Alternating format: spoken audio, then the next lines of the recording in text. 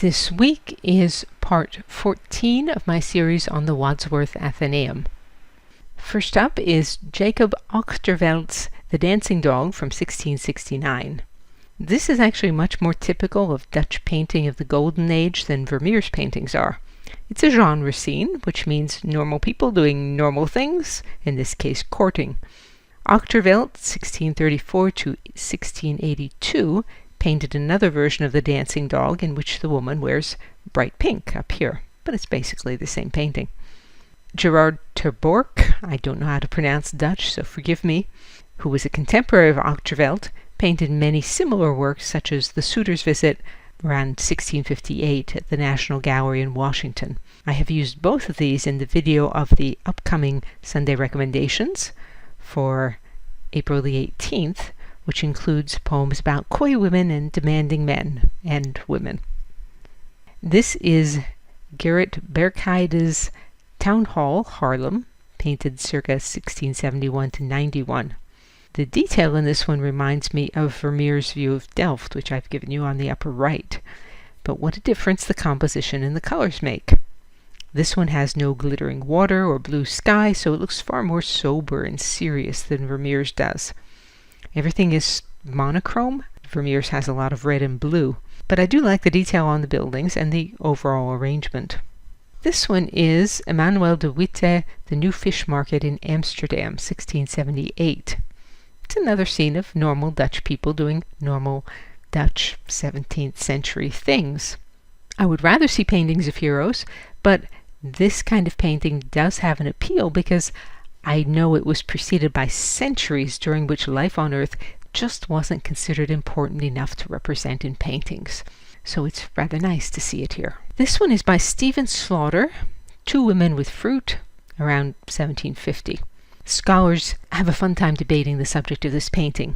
Is the woman who's standing a servant, or is she an equal of the seated woman? I've given you a link to a discussion with all the usual academic terminology. But personally, I think they're equals. First of all, because the standing woman is wearing a triple strand, here it is, pearl necklace, while the seated woman has only a pair of earrings. And that would be really odd if the two were mistress and servant. Also, the standing woman is resting her arm in a friendly way on the seated woman's shoulder, and I don't think it's conceivable that a slave or a servant would do that.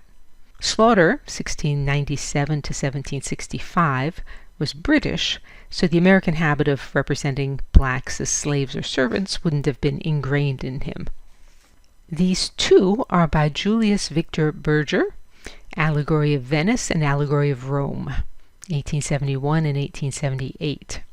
Allegorical figures represent an abstraction, in this case the cities of Venice and Rome. See if you can pick out the elements that the artist has used to distinguish these two. Berger, an Austrian, was known primarily for portraits, genre scenes, and history paintings. His most famous are on the ceiling of the art gallery in Vienna. And the last one for this week, William Hysham Overend, An August Morning with Farragut. The short title, An August Morning with Farragut, is a bit understated. The painting represents the Battle of Mobile Bay on August the 5th, 1864. Admiral Farragut had been ordered to capture Mobile Bay, which was the Confederacy's best remaining port on the Gulf of Mexico, and was a haven for ships running the Union blockade. Here Farragut is shown hanging from the rigging, there, perhaps shouting, "Damn the torpedoes, full speed ahead," his famous line, and the ironclad Confederate ship Tennessee is passing by on the far right. St. Gaudens's portrait sculpture of Farragut in Madison Square, here it is, launched his career and changed the face of American sculpture. You can see my blog post on that for more on the Battle of Mobile Bay.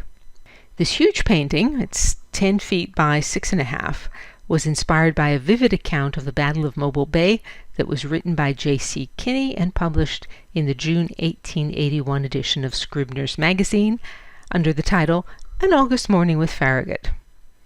After being commissioned to paint this work, Overend traveled to the United States and did meticulous research. The painting was exhibited in Philadelphia and other American cities, and was distributed in prints as well.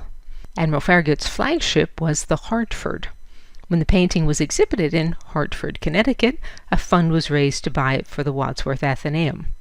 Overend, 1851 to 1898, was famous as a British painter of marine scenes, even though he was not a seaman himself. He was also a prolific illustrator of books and periodicals.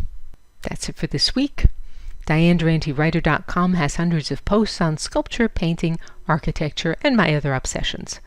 To join the free Sunday Recommendations email list, visit the URL that's on the screen or email me. And you can say, "Well done, Diane," or support my work and receive rewards by means of the tip jar on DianeDuranteWriter.com. As always, thank you for listening.